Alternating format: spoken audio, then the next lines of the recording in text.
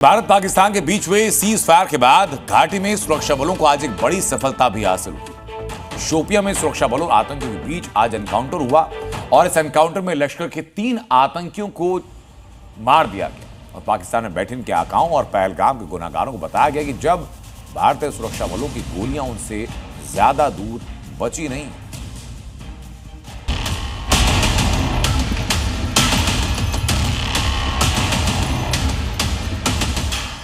पहलगाम के गुनहगार पर अंतिम प्रहार।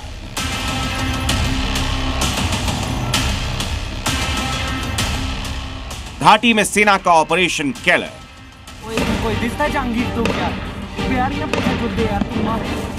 पहलगाम में हुए आतंकी हमले के बाद से पहलगाम के गुनहगारों की उल्टी गिनती शुरू हो गई। पाकिस्तान पर ऑपरेशन सिंदूर के बाद भारतीय सेना और सुरक्षा बलों ने आज ऑपरेशन केलर के जरिए शोपियां में लश्कर के 3 आतंकियों को ढेर कर दिया है।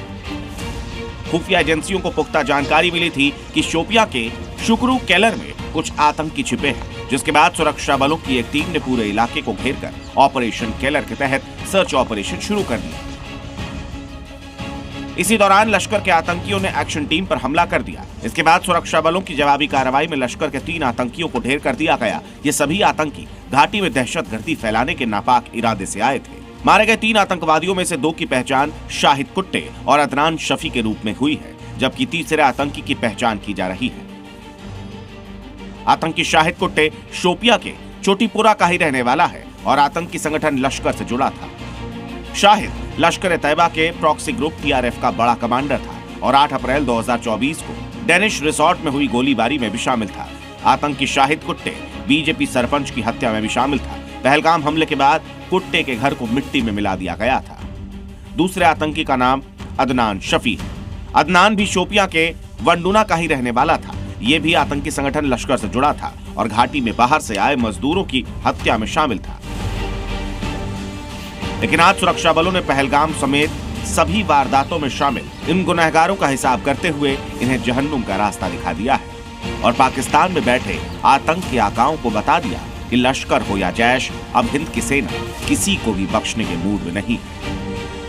शोपियां के केलर इलाके में जो मुठभेड़ चल रही थी उसमें 3 लश्कर के मिलिटेंट जो है उनको मार गिराया गया है। एक बहुत बड़ी सफलता सुरक्षा बलों को। सीज फायर के बाद ये पहली मुठभेड़ है जिसमें सुरक्षा बलों ने एक बड़ी कामयाबी हासिल की है।